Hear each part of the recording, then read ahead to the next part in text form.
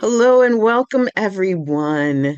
You are in another session with Talk with the Dr. Akil Taher. And, there's so much that I could say about this man. He's such a generous heart to do these monthly talks on a subject that he has had questions about from people, patients, and others.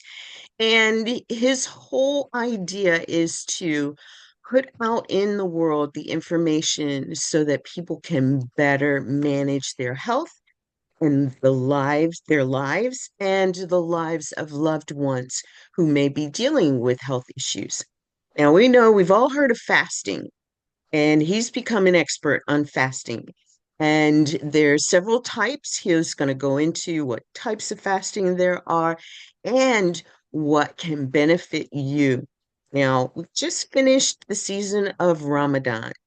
And if you have not gotten or downloaded your ebook on the Ramadan fasting and recipes that he shares, go to the page. I'll put it in the chat so that you can go to the page and sign up and get the ebook. Without further ado, and again, I could say so much about this man who has climbed mountains and ridden 100-mile bike rides and just done so much in speaking at conferences and groups around the world. Um, which brings to mind, if you have a group or know someone that has a group that you'd like Dr. Keel to speak to tell his story, I hope that you've all read his book, an amazing short read, totally entertaining as well as greatly informative.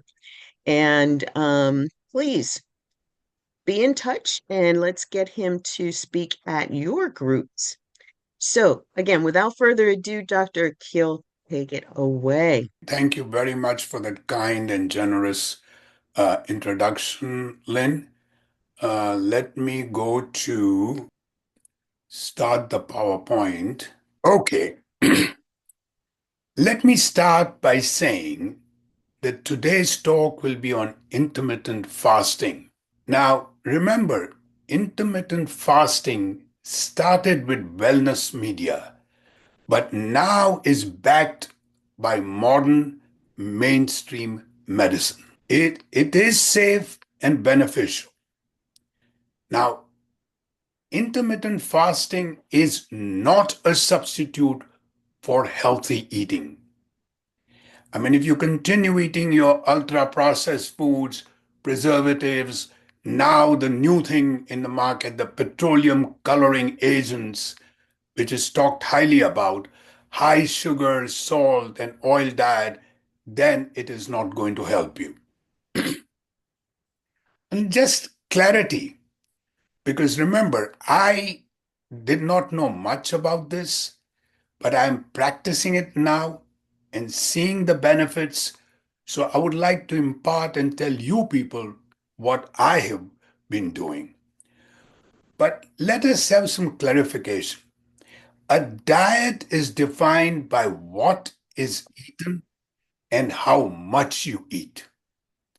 Intermittent fasting is all about when you eat, an eating pattern that alternates between periods of eating and fasting. Research has shown that fasting for a certain number of hours each day or eating just one meal a couple days a week may have tremendous health benefits. Now, why did we have to get into the mode of fasting? See, in 1960s and 70s also, about 50 years ago, it was easier to maintain a healthy weight in the United States. There were no computers, and TV shows turned off at 11 p.m. People stopped eating because they went to bed. Portions were smaller, More people worked and played outside, and in general, got more exercise. Now, with the advance of internet, TV, and other entertainment available 24/7, many adults and children now stay awake for longer hours to watch TV, scroll through the social media, play games, and chat online. That can mean sitting and snacking all day and most of the night. These extra calories and less activity can mean a higher risk of obesity, type 2 diabetes, heart disease, and other chronic illnesses. Now, imagine if someone is eating 3 meals a day plus snacks, and they're eating way in the night, and they're not exercising. Then every time they eat, they're running on these calories and not burning their fat stores. Scientific studies have shown that intermittent fasting may help reverse these trends. So let's go on the next slide. Intermittent fasting has deep roots in many religious traditions. Like in Islam, we have the Ramadan, which is a dry fasting. There is no water or liquid allowed. It is from sunrise to sunset. But make no mistake, if you eat an unhealthy diet full of calories and not nutrient dense, you may even put weight after the month of Ramadan. Similarly, you have Christianity, the Lent, and other fasts. In Judaism, you have the Yom Kippur and other fast days. Hinduism has various fasting rituals. Buddhism, Jainism, where you fast because of atonement and spiritual progress. And even in the Native Americans, they have a fast.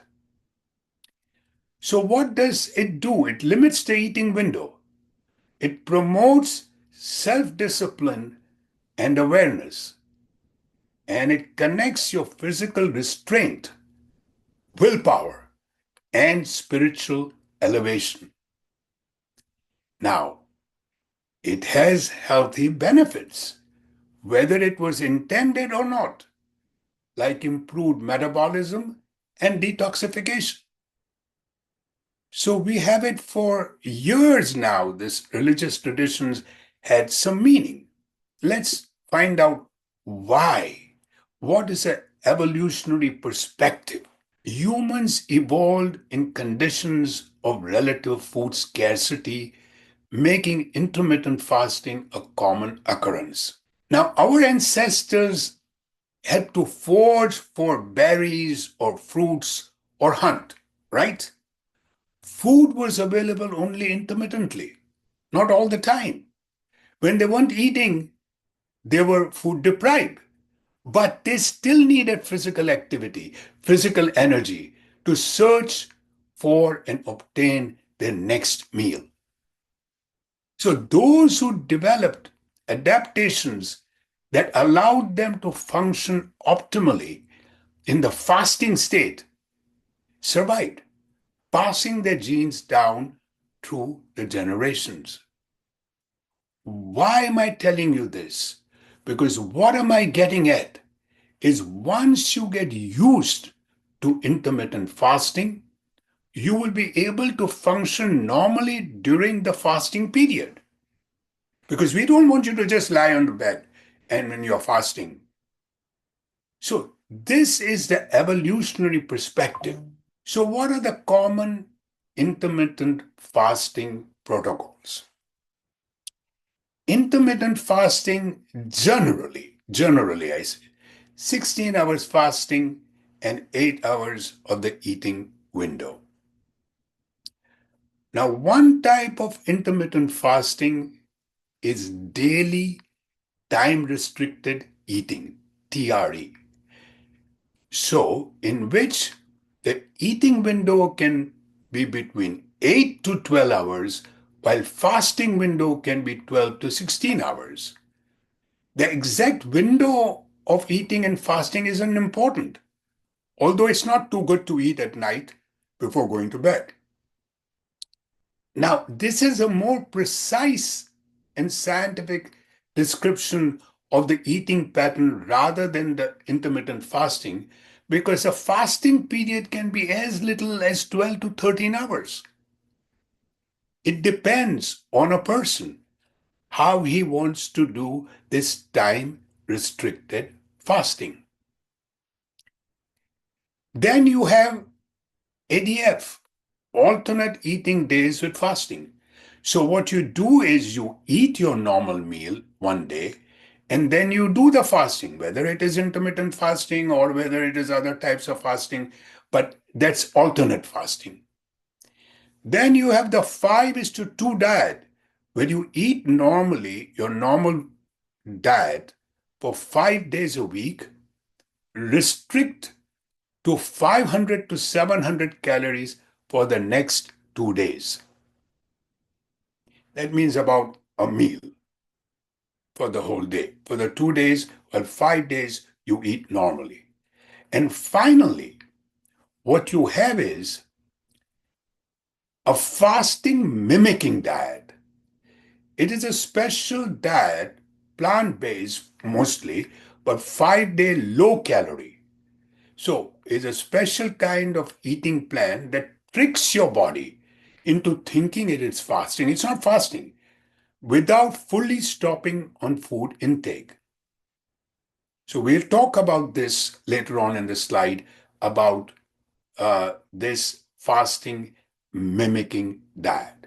So, you have the time restricted eating, you have the alternate day, you have to have 5 days eating and 2 days fasting, or less calories, and finally, your fasting mimicking diet.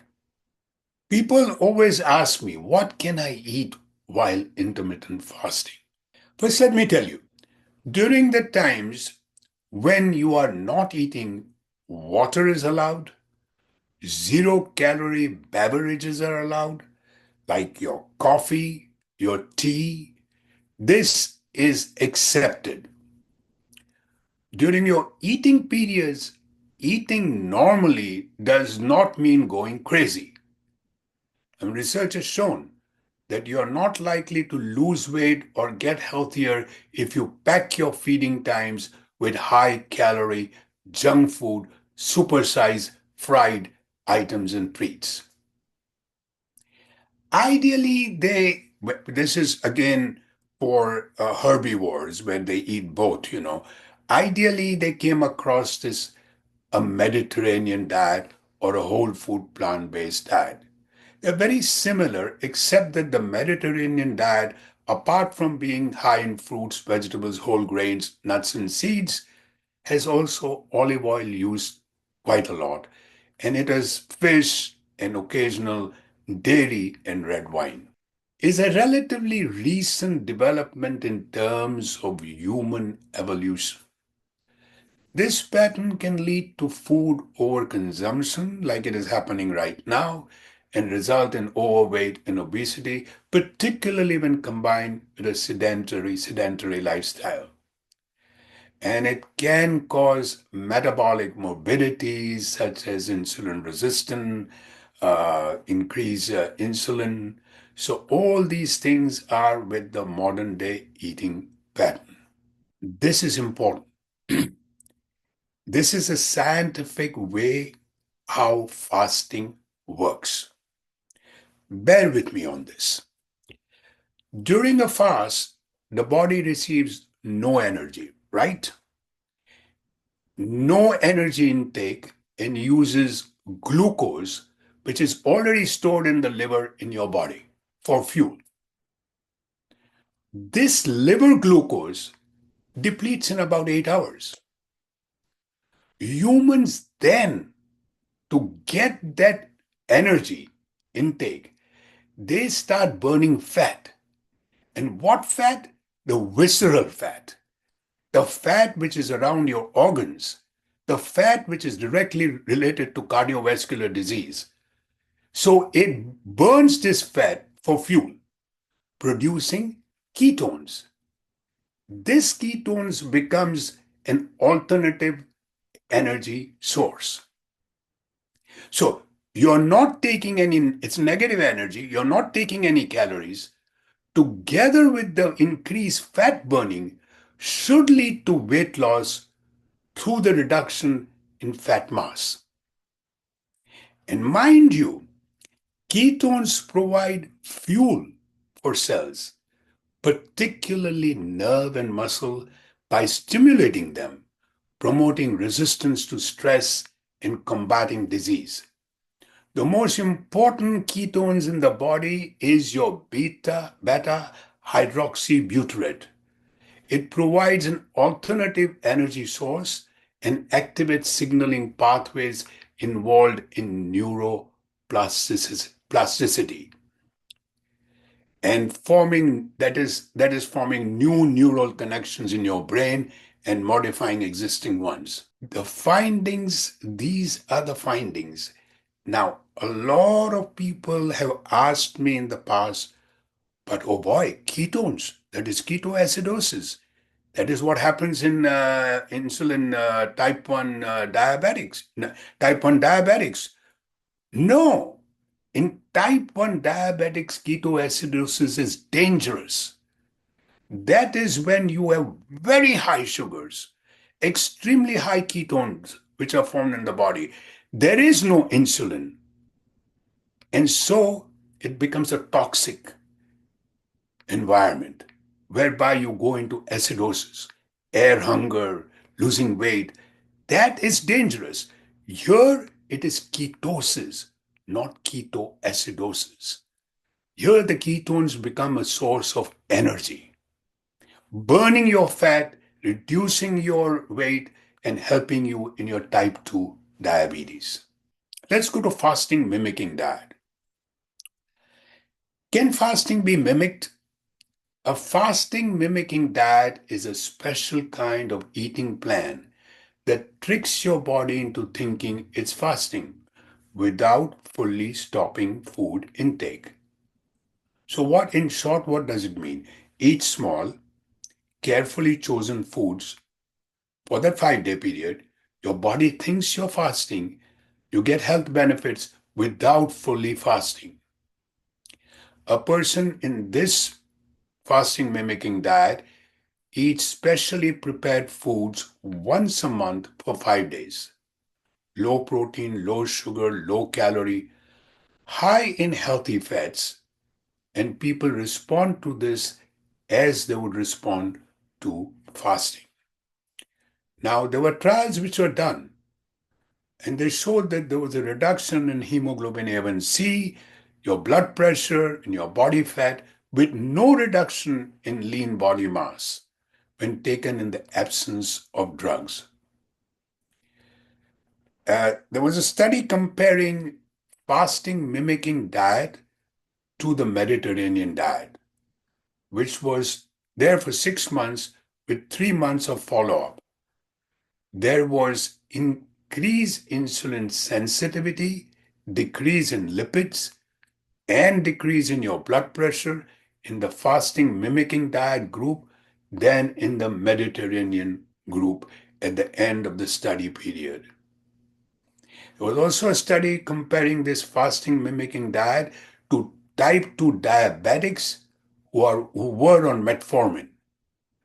Those who participated in the fasting mimicking diet had less need for glucose lowering medications and had improved A1C. Now, I am sure that so this is your day one on a fasting mimicking diet. I mean, you can look up this. I'm not going to go into what I just given you an example of 1100 calories on day one. This is just an example. You can always Google it and find out, or you can use this slide later on. On day 2 to day 5, You are supposed to be on 750 to 800 calories. Again, there is this example given. Fasting mimicking diet versus your GLP drugs. We are using the GLP drugs like candy. They are the ones, the glucagon-like peptide receptor agonist GLP-1 drugs, like your Ozempic, Mounjaro. These are the drugs which do have a powerful effect on weight and diabetes if managed properly, but also have side effects like bone density keeps going down loss, your muscle loss, and optic nerve ischemia, where blood supply to that area is not there, causing possibly blindness. Now, with fasting mimicking diet, we don't see these side effects, and it works similarly to GLP drugs. So, what would you have? So, this was a fact. Now, proven health benefits of intermittent fasting. Uh, Intermittent fasting, when I say it's a loose term, it can be any of this fasting. Longer life, leaner body, and a sharper mind. It reduces insulin resistance and brain aging, reduces fasting insulin, also reduces leptin because it is a hormone that I am full. If you do not have that, then you start burning your fat. Improves memory and executive functions, lowers your waist circumference, visceral fat is lost, which is dangerous, fat mass, decrease in your LDL, total cholesterol, triglycerides, and lowers your blood pressure and raises your fat free muscle mass. Potential risk and contraindications. It is not recommended for pregnant ladies, breastfeeding women, children, adolescents, uh, elderly, frail people, people with dementia or eating disorders like your bulimia or anorexia.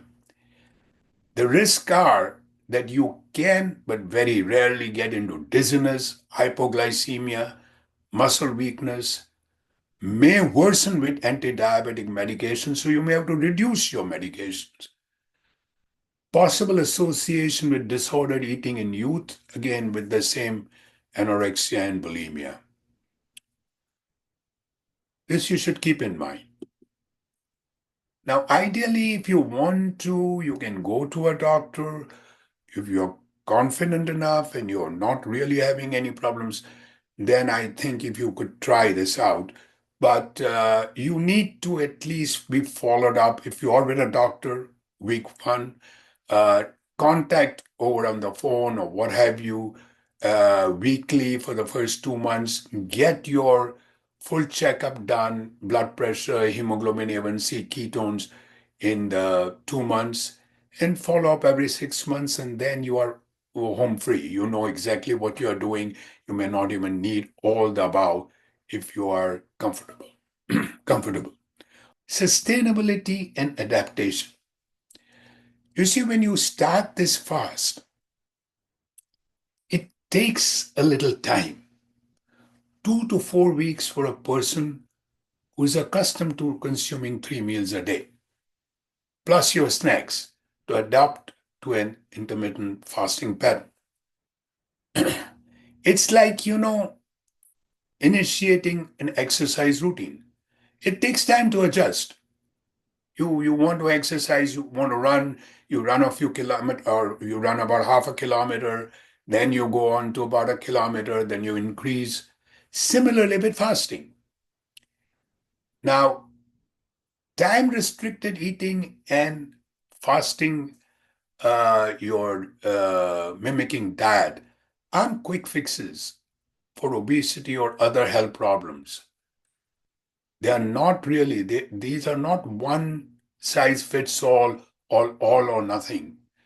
You can adopt a version that a person can handle, whether you are using alternate day, whether you're using only 2 or 3 days in a week, whether you're using every day of the every day, this is all dependent on you, how you feel about it. So, and when you do this, then the chances of going on long term are much, much higher. What should one do if I were to tell somebody who is a novice who does not know, as I was? I started off with 12 to 12 fasting. Just 1 second, my dog has to be let out. Just 1 minute. Oh, sorry about that. So you start off with a 12-hour eating and eating window and a 12-hour fasting. Say you are eating at 7 o'clock, then you start eating at 7 o'clock in the morning. 8 o'clock, 8 o'clock in the morning.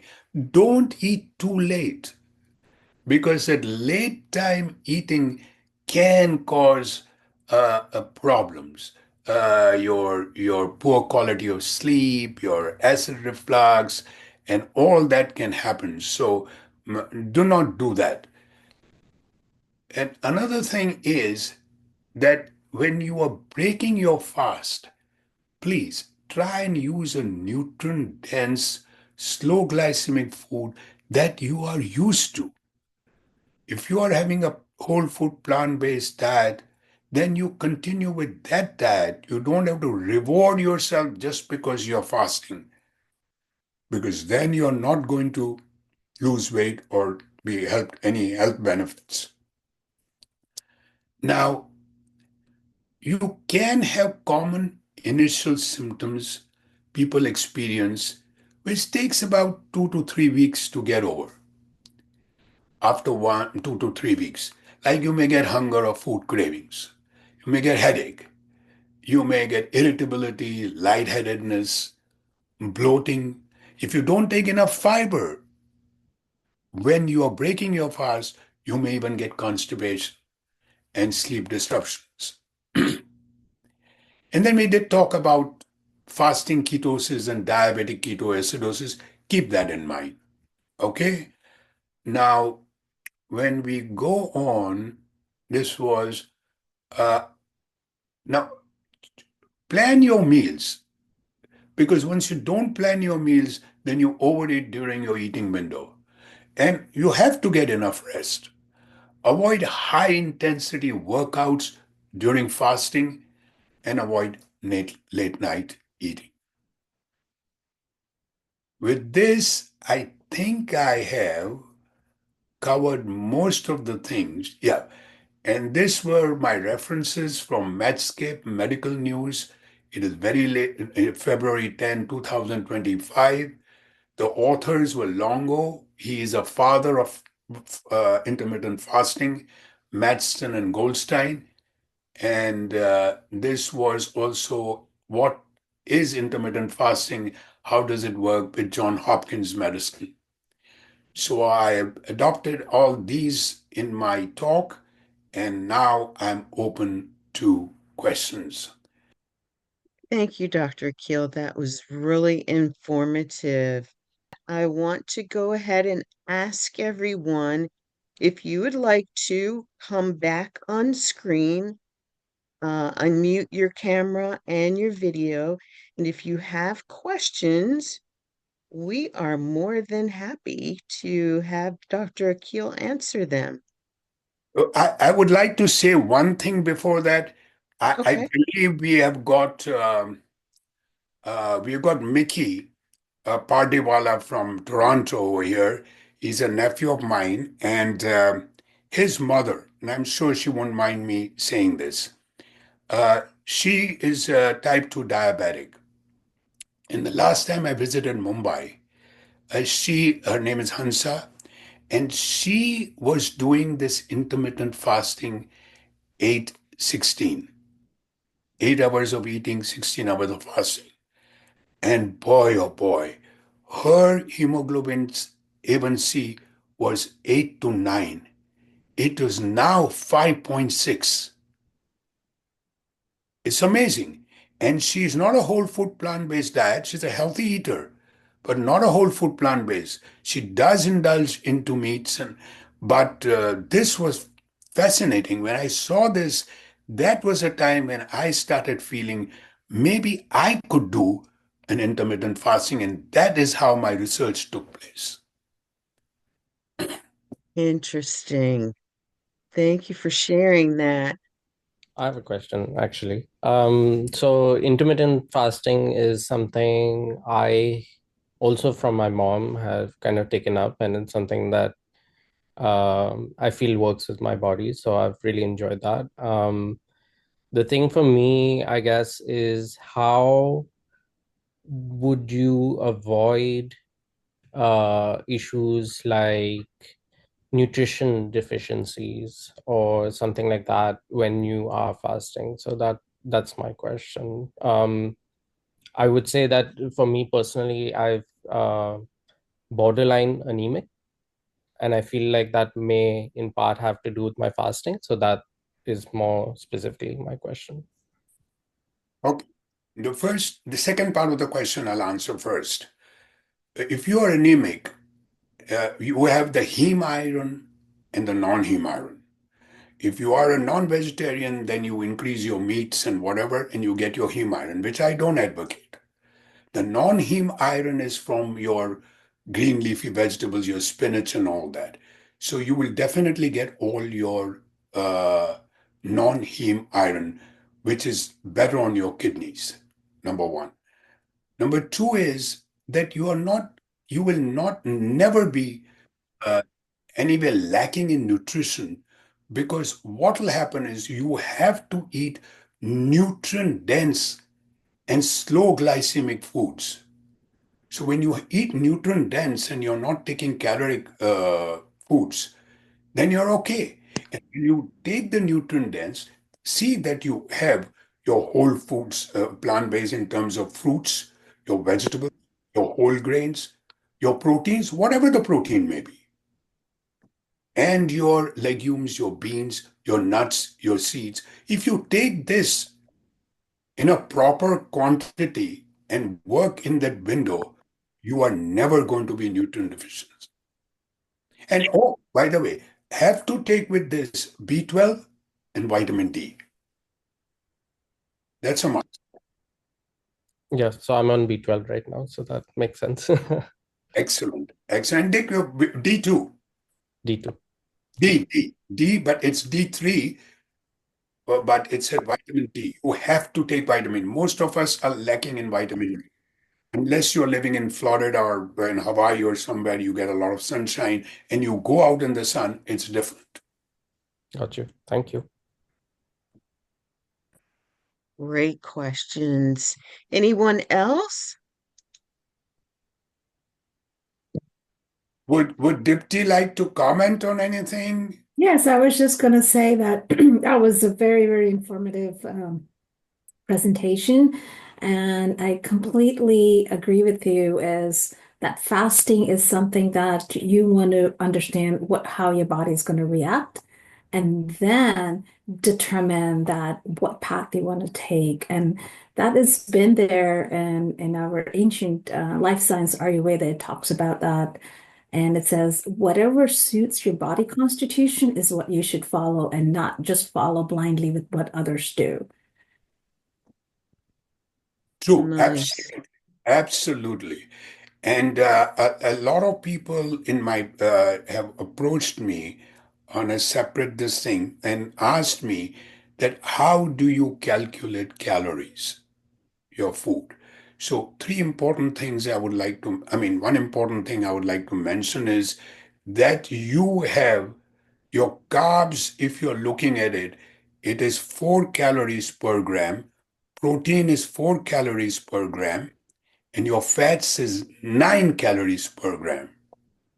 Now, how you look at it, you weigh your food, and then let me give you, I think I have the database for Chronometer, MyFitnessPal, USDA Food Data Central that can help you, whatever you're eating, you put it in there, and they'll tell you how many calories you are having. So that when you do on fasting for say 2 days when you in a week that you are eating only 800 calories, you can actually measure and say, okay, this is what I'm going to eat. Because everybody's diet is different. What I have got over there on this scale is the American sort of a diet or a Mediterranean diet of a low calorie, 1100 or 800. But you may have Indian food, you may have Chinese food, so you decide on that. I had a question come through. How does intermittent fasting affect the gut microbiome? And what can be done to support a healthy gut during the fasting protocol? Just like we need rest, our microbiomes need rest. If you start eating your bacon and your hot dogs and your fried foods and all that, you're not giving a chance to your microbiomes. And these microbiomes then start changing because now they like this kind of food. So the whole pattern of your microbiome is now changing. So you are not going to have any problems. In fact, your gut will thank you. See, no matter what, let me start by myself. I started doing after coming back 12 hours, 12 hours. Now, so I eat at about 6 o'clock and then I don't eat. Then 6 to 6 in the morning is 12 hours. And now I ate at 9 o'clock. So 13, 14, 15 hours, I'm done. Now, sometimes do I do 15? I may do 14. It depends, but at least 12 hours is required. But what I'm getting at is look at people around us. On this thing, your screen, watching the television, popping your nuts or your chips, sorry, and now that petroleum coloring, I did not know this. It's a big issue. And to have European countries not use it, and we are using it. Canada does not use it either. Yeah. Sorry, doctor, I don't know what that means. Something new. Could you expand more on that? The Who is petroleum. this? Yeah. Yes. Ah, Priya, this has come down to the fact that all the coloring agents that we use, the natural coloring agents and the ones which are put into our food. Like you get this orange things, which are there. Yeah. These are artificial colors. And these artificial colors are made from petroleum products. Okay. But that is totally harmful. And kids have more of this in their snacks than adults. So, whatever is happening right now, it should be stopped because these are coloring agents, petroleum that can harm you. How about the ones that say organic? Are they trustable? But look at the things down over there preservatives, coloring agents, and then go on with that. Now, coloring agents also have this coloring agent 12, coloring agent 100. They are working on that. But some of the ones which are really harming the human body, they have, by the end of this year, it should be stopped. In the meantime, please do not let your children have those. I don't even know the names. Doritos, Takis. Yes, Right. Yeah. Doritos, Doritos. Yeah, I don't. And yeah, I had Doritos when I was young too. But the orange color, that is a color. The whole thing is color. Your hands, when you wash your hands, it doesn't come out. Right. Oh my goodness. Yes, I think it's red dye number 5. Yes, It's yes, yes, orange. There's a blue that is on that list. There's actually quite a few. correct. And the US is the latest to adapt change. Some states, the state of California has already um, ruled and put into law that those colorings can't be used in foods that are in the state, sold in the state. But yes, RFK is now on that issue of food dyes and colorings, and it's it's something that should have been looked at a decade ago. And one of the reasons why I think you'll agree, Dr. Keel, isn't it one of the reasons why children today, there's more instances of cancer and other childhood health issues because of, or in part because of, these dyes and other ultra processed foods. Excellent, excellent. So I have a couple more questions if you're open. I'm open.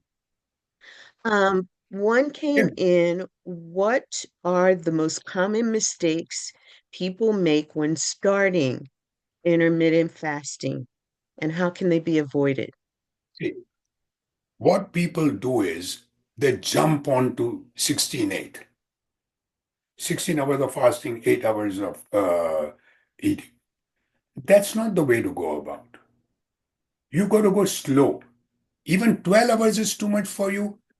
Just have a fasting period of 9 to 10 total hours where you're not taking anything except water. If you want coffee or tea, but I would rather say those healthy teas rather than coffee and tea. That is my thing. But according to these studies, you can have your coffee and tea. The whole point is we rush into things.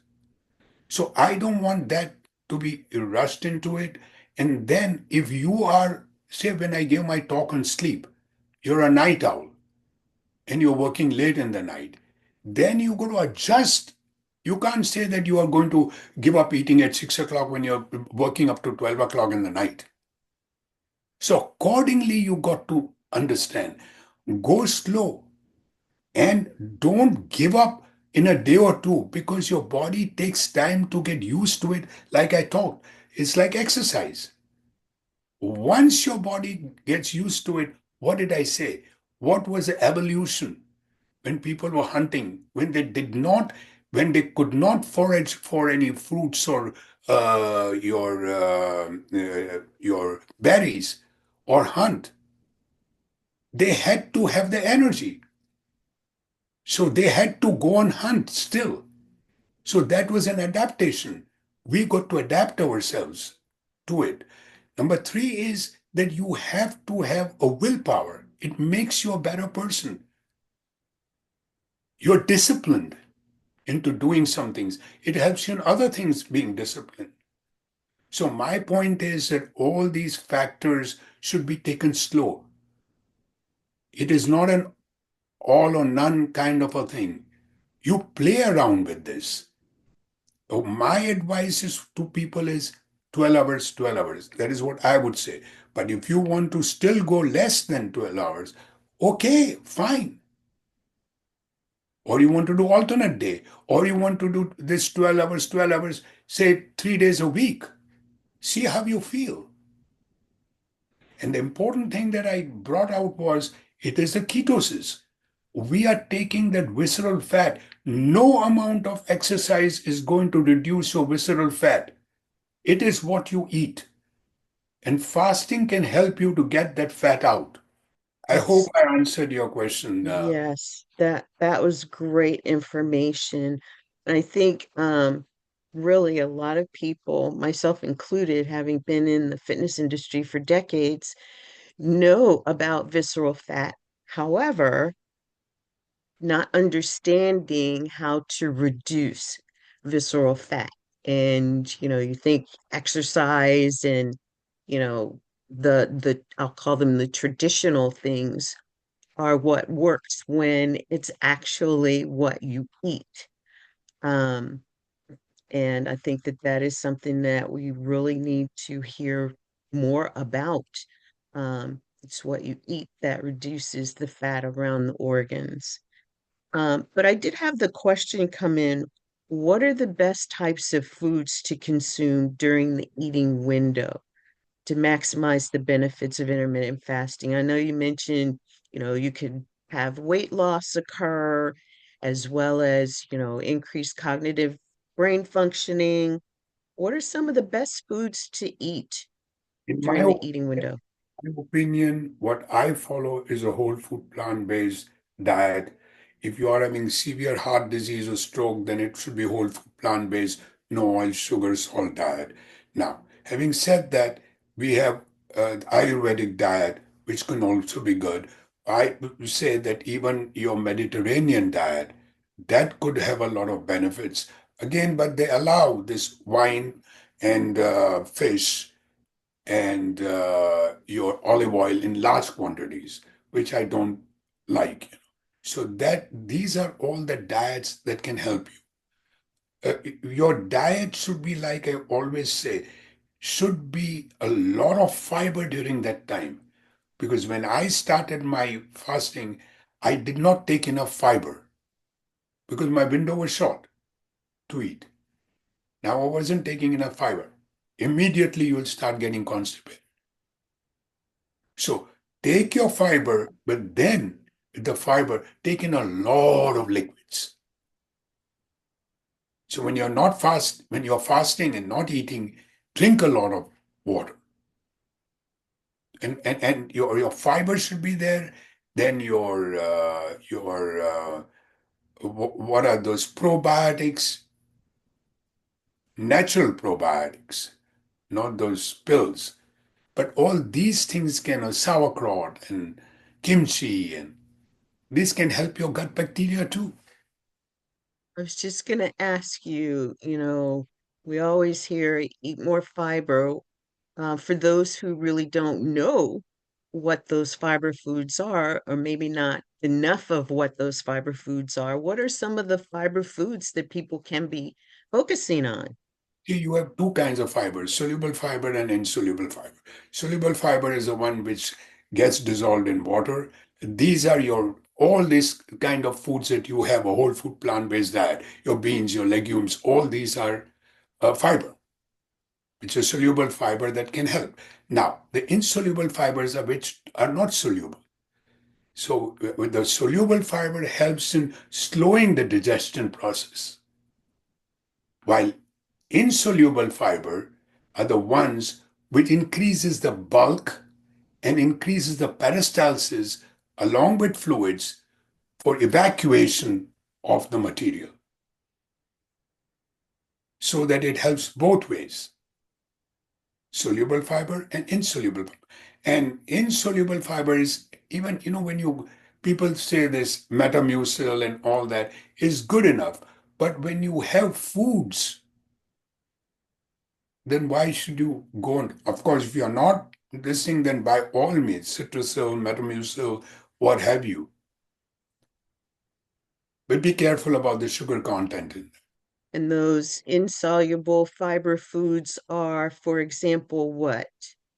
It can be any of these things which are not soluble in this thing. So you can have any roughage, like your carrots and your this, your celeries. So these can form a bulk. So that is what the thing is. So these Right. fibers, and if you just look, Google it out, what are soluble fibers, insoluble, they'll give you in a whole Right. food. But if you eat the whole foods, your nuts, your seeds, your legumes, your beans, your fruits and vegetables, you're getting both soluble and insoluble fiber. Right. And I had one other question come through. What advice do you have for people who experience strong hunger cravings or low energy levels while doing intermittent fasting? Get mad at your spouse. No, I mean, I just, because the irritability is there. So if you don't find anybody, I get mad at my dog. But and so the whole idea is, um, you asked about the hunger pangs. Yes, you do get the hunger pangs, and I know, but give it time. That's where your willpower comes into play. It is whatever that you are doing. When I used to eat quite a bit of late, I knew I was doing something wrong. I was getting distended to an extent, but I thought I needed more because your body is used to it.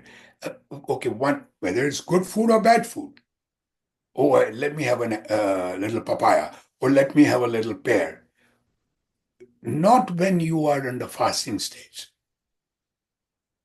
So try to, your hunger pangs is only will get better once you get used to it. Because remember, this Mickey's mother, my sister-in-law, and I traveled with her for 4 days, in and out, in and out. And she got up fresh as ever. And till 2 o'clock, she did not eat. So she had got used to it. She did not even have a cup of coffee or tea, only water. So that's how it is. So if you have, and then a little bit of tiredness, weakness, headache, this will all disappear in 2 weeks' time. Now, if you're a type 1 diabetic or having some real thyroid problems, which are not, all these things you should not be fasting because they're not. This is new science. This has just got into mainstream. It's not new science, it is old science, just got into mainstream medicine now. All right, all done? Wonderful. Dr. Tahir, I have one question. Are you suggesting that people with type 2 diabetes to do the intermittent fasting? Yes, yes, I'm talking about type 1 diabetics should Yeah, not. okay. Okay. I wanted to Type 2, of make sure. course, of course, of course. Okay. But you have to be careful about that. If you're on some medications, then you have to lower, you have to get your doctor to do your hemoglobin A1C in 4 months and find out because you're bound to decrease your medication. All right. Thank you. All done? Okay, any other questions, anyone? If Tomorrow, not, we tomorrow I'm at the North Church Sunday, or Sunday. But what is it? Which place? Sunday at Unity North Oh, in yeah. Marietta, I I'll be think. talking over there on active aging. Is that posted onto your website? They will record it. It's not on the website, but I will be sending something out today. Okay. So it'll have the address and the time and everything. No, but people who cannot make it, can they get the recording? Um, I don't know. I Okay, don't think it's recorded. We'll be taking pictures for marketing purposes and stuff, but maybe we can record it. I'll look into that. no problem. Okay. Dipti is the one who's helping me a lot in terms of meditation.